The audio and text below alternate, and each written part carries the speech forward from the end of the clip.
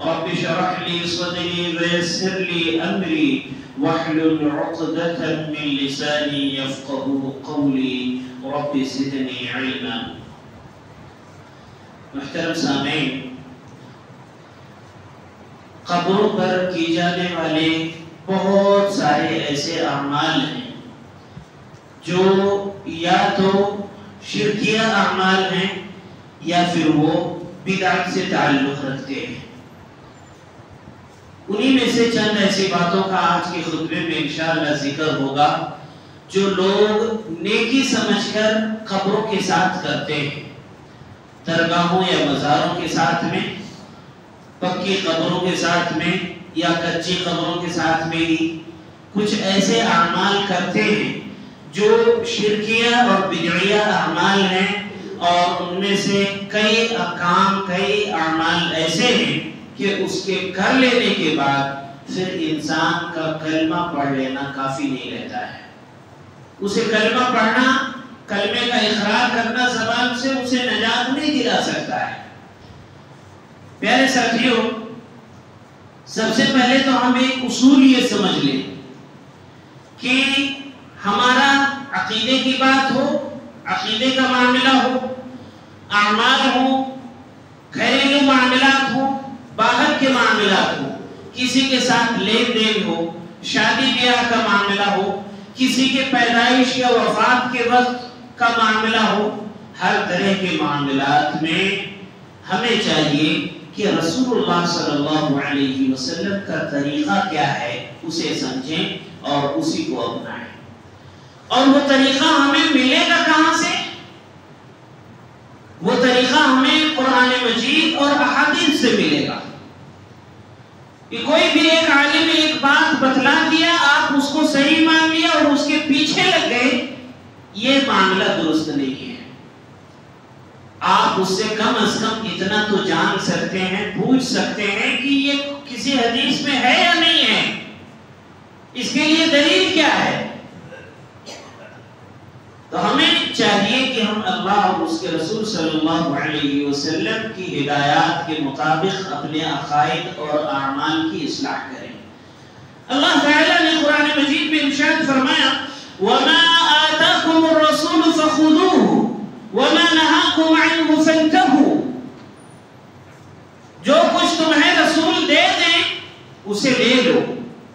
یہاں دینے کا مطلب یہ نہیں کہ رسول تمہیں مال میں سے جو جتنا بھی مال دے رہے ہیں اسے لے لو. یہاں مطلب ہے کہ آپ کے زندگی کے معاملات میں سے یا عقائد میں سے جو بھی بات آپ کے رسول کہہ رہے ہیں اسے آپ مان لیجئے، آپ کا فیصلہ آپ تسلیم کر لیجئے. اور فرمایا کہ جس سے وہ روک دیں اس سے رک جاؤ. اللہ کے نبی صلی اللہ علیہ وسلم نے حدیث میں بدعات کے تعلق سے شدید رد کرتے ہوئے فرمایا من احدث فی امرنا ھذا ما لیس منہ فہو رد. جس نے بھی ہمارے اس دین میں کسی بھی طرح کا کچھ بھی کام کیا ہے جو ہمارے دین کا حصہ نہیں ہے، یعنی کون سے دین کا؟ یہ ہمارے ملک ہندوستان پاکستان میں رائج دین کی بات نہیں ہو رہی ہے، یہ اس دین کی بات ہو رہی ہے، اس اسلام کی بات ہو رہی ہے کہ جو اسلام رسول اللہ صلی اللہ علیہ وسلم لے کر آئے ہیں،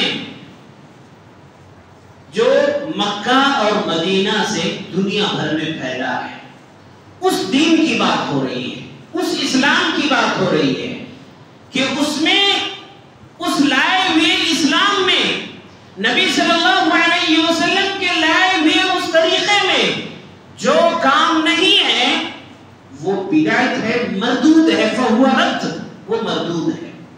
ایک شخص ایک ایسا کام جو انتہائی درجہ اخلاص کے ساتھ کرتا ہے، انتہائی درجہ وہ دل کے ساتھ کرتا ہے، بہت ہی اہم اور بڑی نیکی سمجھ کر کرتا ہے، لیکن ہوتا کیا ہے کہ وہ طریقہ اللہ کے نبی صلی اللہ علیہ وسلم کا نہیں ہے تو وہ دین کا حصہ نہیں ہے، وہ حقیقت میں نیکی نہیں ہے بلکہ ایک بڑا گناہ ہے، جسے حدیث میں سلف نے بدعت سے بیان کیا ہے، بدعت قرار دیا ہے۔ پیارے ساتھیوں، اب آئیے اصل موضوع کی طرف چلتے ہیں۔ اللہ کے نبی صلی اللہ علیہ وسلم نے قبروں کے تعلق سے ارشاد فرمایا کہ لعنت اللہ علی الیہود والنصارى اتخذوا قبور انبیائهم مساجد۔ یہود اور نصارہ پر اللہ تعالیٰ کی لعنتیں ہوں، انہوں نے اپنے انبیاء کی قبروں کو سجدہ گاہ بنا لیا ہے۔ یعنی وجہ کیا ہے ان کے لعنتی ہونے کی؟ ان کے لعنتی ہونے کی ایک وجہ یہ بتلایا کہ انہوں نے انہی کے درمیان میں جو انبیاء کرام مبعوث کیے گئے تھے، ان کی وفات کے بعد ان کی قبروں پر سجدے کرنے لگے، عبادت کرنے لگے ان کی قبروں پر۔ اللہ تعالیٰ نے انہیں ملعون قرار دیا، نبی صلی اللہ علیہ وسلم نے ان پر لعنتیں بھیجی ہیں۔ اور یہ بھی ایک اہم بات ہے کہ یہ بات آپ صلی اللہ علیہ وسلم نے اپنی وفات والے دن چند لمحہ پہلے کہا ہے، وفات سے چند لمحہ پہلے کہا ہے۔ اور ایک اور روایت میں ہے کہ آپ نے اسے 3 یا 4 دن پہلے بھی اسے کہا ہے۔ آپ زندگی کے آخری مرحلے میں رسول اللہ صلی اللہ علیہ وسلم آخر اس بات کو کیوں کہہ رہے ہیں؟ یہ بتلانا چاہ رہے ہیں، اپنی امت کو یہ سبق دینا چاہ رہے ہیں، یہ سیکھ دینا چاہ رہے ہیں کہ میری امت کے لوگوں سنو، پہلے کے لوگوں نے ایسا کیا تھا کہ ان کے نبیوں کی جب وفات ہوئی تو ان کی قبروں پر وہ عبادتیں کرنے لگے تھے۔ دیکھو میری وفات کے بعد تم میری قبر کے ساتھ ایسا کوئی معاملہ نہیں کرنا، ورنہ ان کے ساتھ اللہ تعالیٰ نے جو معاملہ کیا ہے انہیں ملعون قرار دیا ہے، وہی لعنتی والا معاملہ تمہارے ساتھ بھی ہو جائے گا اور تم بھی ملعون ہو جاؤ گے اگر اپنے نبی کی قبر پر ایسا کوئی معاملہ کرتے ہو۔ یہ سیکھ دینا چاہ رہے تھے۔ اور جب اپنے نبی کی قبر کے ساتھ ایسا کوئی کام نہیں کر سکتے ہیں تو پھر کوئی اور شخص، چاہے وہ صحابی ہو، صحابہ کرام کے بعد کا کوئی ولی ہو، موجودہ زمانے کا یا پچھلی صدیوں کا کوئی بھی ایک انسان ہو جس کے بارے میں لوگ سمجھتے ہو کہ یہ بہت بڑا نیک انسان ہے، بہت بڑا ولی ہے، کوئی بھی ہو، اس کی قبر کے ساتھ کیوں کر ایسا کوئی کا معاملہ کیا جا سکتا ہے؟ پیارے ساتھیوں، صحیح مسلم کی ایک روایت میں ہے، صحابی رسول فرماتے ہیں نہا رسول اللہ صلی اللہ علیہ وسلم ان یجسس القبر وان یقعد علیہ وان یبنى علیہ۔ 3 باتوں کے تعلق سے فرمایا صحابی نے کہ رسول اللہ صلی اللہ علیہ وسلم نے ان 3 باتوں سے منع کیا ہے۔ وہ تینوں باتیں صحابی نے آگے بیان کیا، ان یجسس القبر، پہلی بات کہ قبر کو پختہ بنایا جائے۔ قبر ہونی چاہیے مٹی کی، کہ ایک جگہ پر مٹی کھودی گئی قبرستان میں اور وہاں اس مٹی میں ہی اس کو دفن کیا گیا، مٹی اوپر سے ڈال دی گئی، یہ قبر ہوتی ہے۔ آپ صلی اللہ علیہ وسلم نے منع کیا کہ اس قبر کو پختہ بنایا جائے، کہ مٹی کے علاوہ کوئی بھی ایسا کیمیکل یا کوئی بھی ایسا مسالہ استعمال کیا جائے کہ اس میت کے اوپر جو ڈالی جا رہی ہے چیز وہ مٹی نہ رہے، کوئی اور پختہ چیز نہیں، مسالے والی چیز رہے۔ آپ نے اسے منع کیا۔ دوسری بات وَأَن يُقْعَدَ عَلَيْهِ، کہ اس کے اوپر بیٹھا جائے۔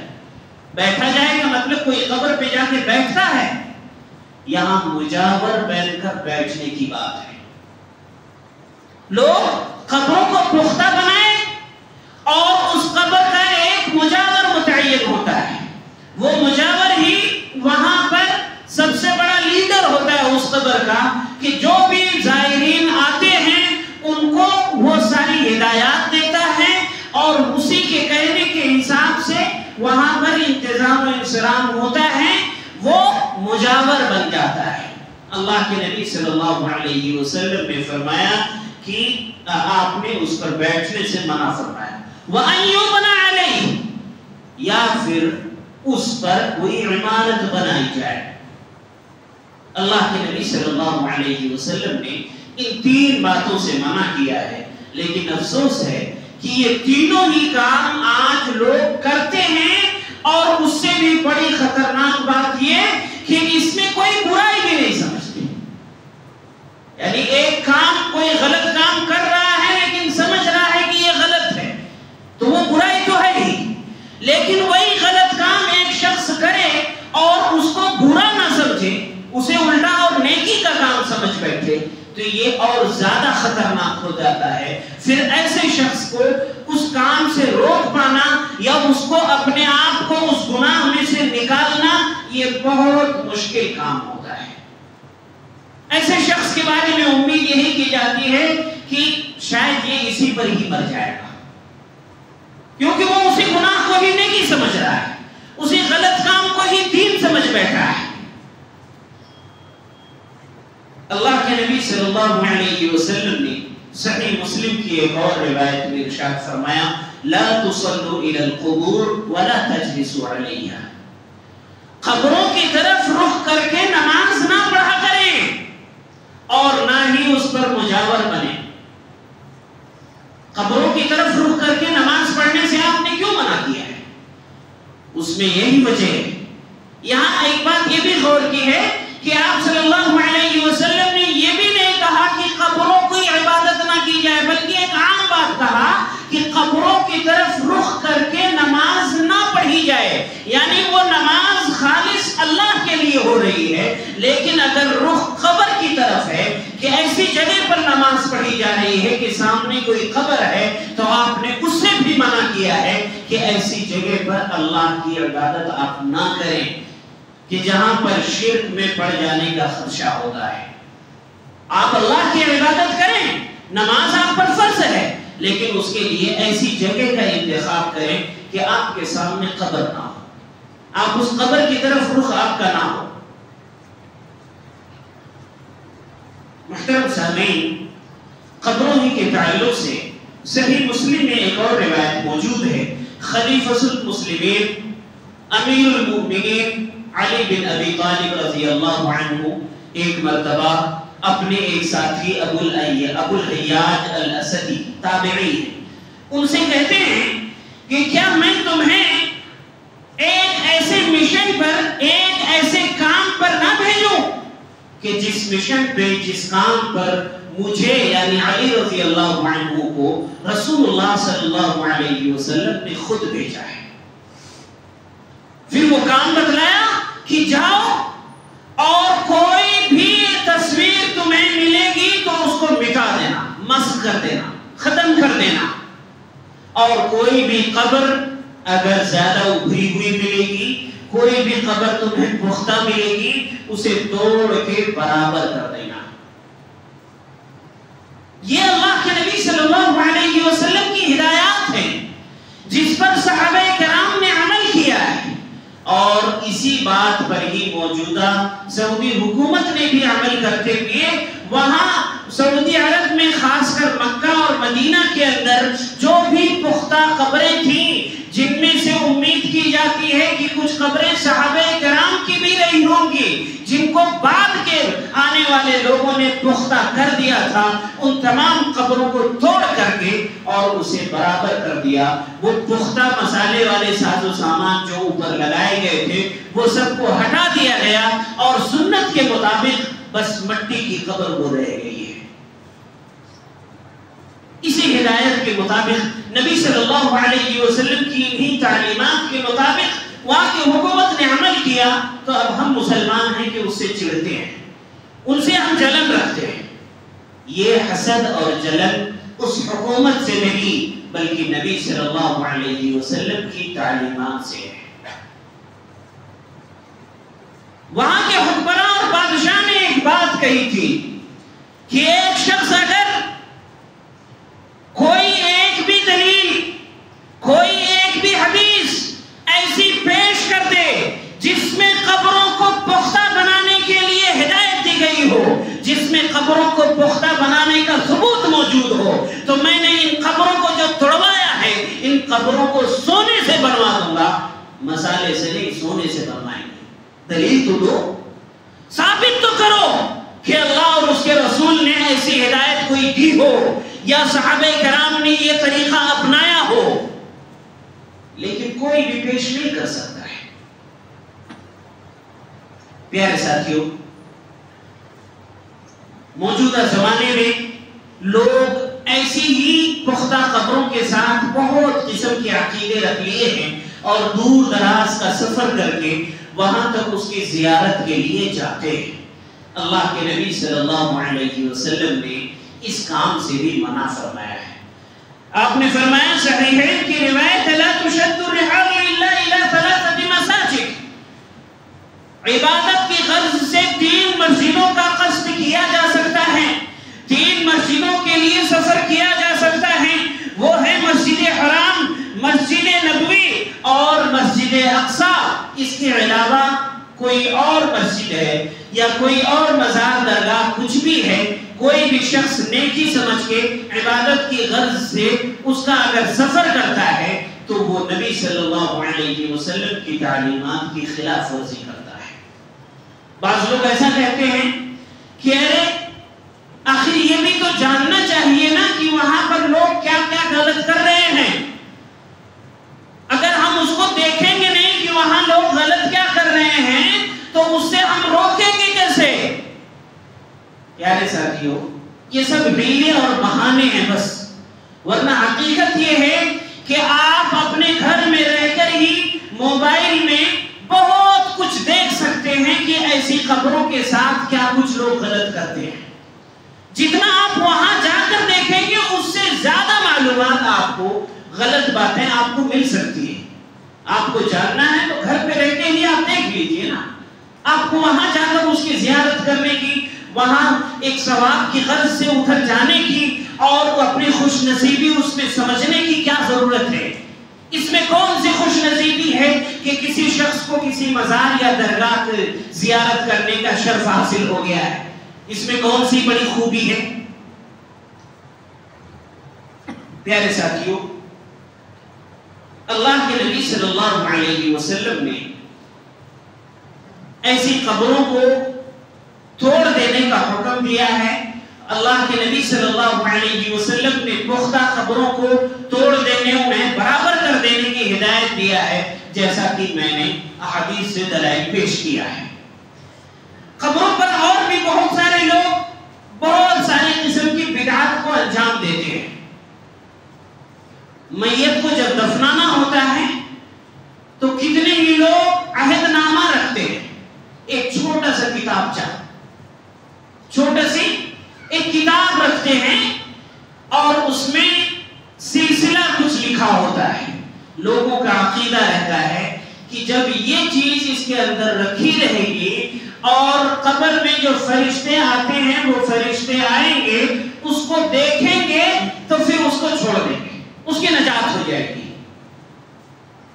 ایسی کوئی بات نہیں ہے۔ اللہ کے نبی صلی اللہ علیہ وسلم نے حدیث میں بڑے پیار سے سمجھایا ہے کہ انسان جب وفات پا جاتا ہے تو اس کے ساتھ 3 چیزیں جاتی ہیں۔ اس کا کچھ مال جاتا ہے، مال مطلب کہ چارپائی ہے، پھاوڑا ہے یا کچھ اور چیزیں جو قبر کھودنے یا اس کو دفنانے میں استعمال ہوتی ہیں، اور میت کی چارپائی ہے، یہ ساز و سامان قبرستان تک جاتا ہے، اس کی قبر تک جاتا ہے۔ اور دوسرا اس کے اولاد ہیں، بھائی ہیں، اس کے اور دوسرے رشتہ دار ہیں، یہ لوگ جاتے ہیں۔ اور تیسرا اس کے خود کے اعمال جاتے ہیں۔ اللہ کے نبی صلی اللہ علیہ وسلم نے بتلایا، بڑی نصیحت ہے اس میں ہمارے اور آپ کے لیے اور ایسی عقیدے رکھنے والوں کے لیے، کہ وہاں سے 2 چیزیں واپس آ جاتی ہیں، اس کے ساتھ اس کا خود کا عمل باقی رہتا ہے۔ یا مطلب یہ کہ اگر ایک شخص جو قبر میں دفنایا گیا ہے اگر اس کا عمل خود کا ٹھیک ہے تو پھر قبر میں بھی اس کو نجات مل سکتی ہے، اور اگر اس کے خود کے اعمال بیکار ہیں، شرکیہ اور بدعیہ اعمال ہیں، یا اس نے فرائض میں کوتاہیاں کی ہے، نہیں کیا ہے، فرائض کو انجام نہیں دیا ہے، کبیرہ گناہوں کا ارتکاب کیا ہے، تو پھر وہ کتاب جا اس کی نجات کی نہیں کر دلا سکتا ہے، اس کو نہیں بچا سکتا ہے۔ پیر عبد القادر جیلانی رحمت اللہ علیہ قبر میں اس کو بچانے کے لیے نہیں آئیں گے، اس لیے کہ اللہ کے نبی صلی اللہ علیہ وسلم نے بتلایا ہے کہ اس کے ساتھ اس کا خود کا عمل باقی رہتا ہے بس۔ تفسیر بھی احادیث میں موجود ہے کہ اگر وہ نیک ہے تو اس کے ساتھ کیا معاملہ ہوتا ہے، اور اگر وہ برا ہے تو اس کے ساتھ کیا معاملہ ہوتا ہے۔ مطلب یہ کہ اگر برا ہے تو کوئی اور اس کا قریبی شخص جس کے ساتھ اس نے بڑی محبت اور لگاؤ رکھی ہو، چاہے وہ زندہ ہو یا وفات پا چکا ہو، کوئی بھی ہو، اس کو نہیں بچا سکتا ہے۔ بہت سارے لوگ ایسا بھی کرتے ہیں کہ جب میت کو دفناتے ہیں تو جو اس کے سب سے زیادہ قریبی رہتے ہیں ان کے ہاتھ کی مٹی، ایک مٹھی مٹی ایک پرات میں، ایک برتن میں رکھیں گے اور وہ مٹی لے جا کر اس کے سرہانے پر رکھیں گے۔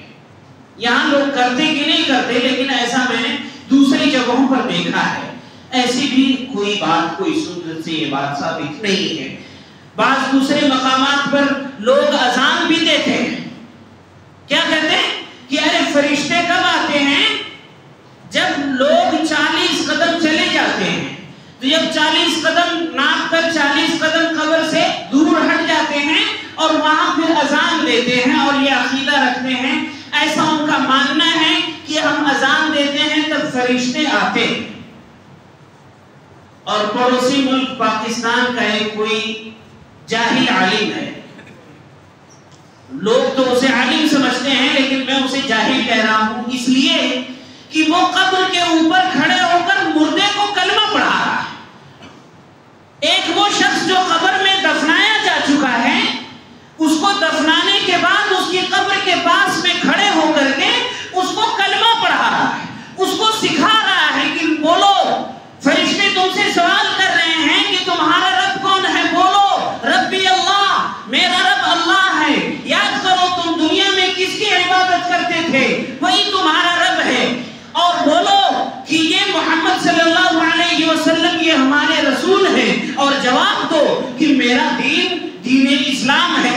وہ جواب اللہ اکبر اللہ اکبر اللہ اکبر اللہ اکبر اشہد ان لا الہ الا اللہ اشہد ان لا الہ الا اللہ اشہد ان محمد رسول اللہ قد قامت الصلاة اللہ اکبر اللہ اکبر لا الہ الا اللہ لا الہ الا اللہ لا الہ الا اللہ۔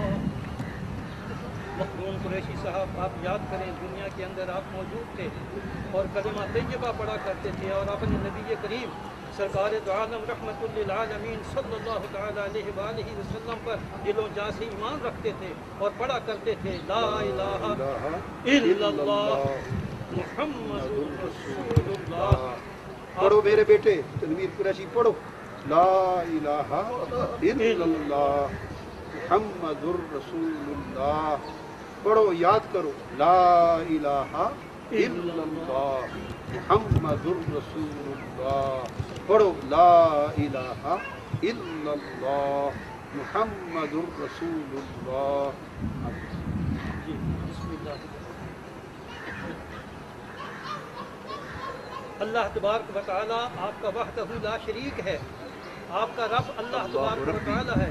آپ اللہ ربی ربک اللہ ربی و ربک وحدہ لا وحدہ شریک لا شریک لہ اللہ ربی قل قل اللہ ربی وحدہ لا شریک لہ قل اللہ ربی وحدہ لا شریک لہ قل اللہ ربی وحدہ لا شریک لہ وقل ھذا سیدنا محمد رسول صلی اللہ اللہ علیہ وسلم۔ واحفظ وقل ھذا سیدنا محمد رسول اللہ قل دینی الاسلام قل دینی الاسلام قل دینی الاسلام وقل ھذا سیدی محمد رسول اللہ جاءنا بالبینات بالبينات قل هذا سيدنا رسول الله جاءنا بالبينات والهدى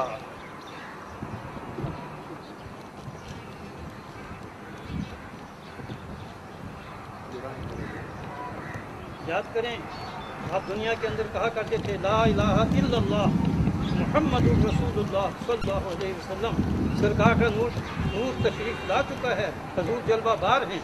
آپ پڑھیں لا الہ الا اللہ ربی اللہ دینی الاسلام وہذا نبی و رسولی محمد الرسول اللہ صلی اللہ علیہ وسلم جاءنا بالبینات والہدی. قل هكذا لا الہ الا اللہ محمد الرسول اللہ لا الہ الا اللہ محمد الرسول اللہ دینی الاسلام ربی اللہ وہذا محمد الرسول اللہ صلی اللہ تعالی علیہ وآلہ وسلم جاءنا بالبینات والہدی آمنت به قد آمنت به فی الدنیا وانا عارفه الآن هو نبی و رسولی محمد الرسول اللہ صلی اللہ تعالی علیہ وآلہ وسلم. اللهم صل على سيدنا ومولانا. وہ جاہل انسان جسے لوگ عالم سمجھتے ہیں وہ قبر کے پاس میں کھڑے ہو کر کے قبر کے اندر دفنائے گئے اس مردے کو باہر سے اس کو سبق سکھا رہا ہے، جواب سکھا رہا ہے. کیسی کیسی جہالت لوگ کرتے ہیں. اور ایک کوئی عام شخص اس طرح کا معاملہ کرے تو یہ تو برائی ہے ہی ہے، لیکن اس میں کم سے کم یہ بات رہتی ہے کہ یہ چلو جاہل آدمی ہے، نہیں جانتا ہے. لیکن ایک وہ شخص جو بڑے مجمع میں لاکھوں کروڑوں لوگوں کو وہ تبلیغ کرتا ہو اور اس کو لوگ دنیا بھر میں اس کے فالوورز ہوں، اس کے چاہنے والے ہوں، اس کے عقیدت مند ہوں، ایسا شخص جب اس طرح کی جہالت والی بات کرتا ہے اور جو اپنے آپ کو بہت بڑا عالم سمجھتا ہے، ایسا شخص جب ایسی جہالت والی باتیں کرتا ہے تو یقیناً افسوس ہوتا ہے. پیارے ساتھیوں، وفات کے بعد لوگ بہت ساری ایسی اور بدعت و خرافات بھی کرتے ہیں.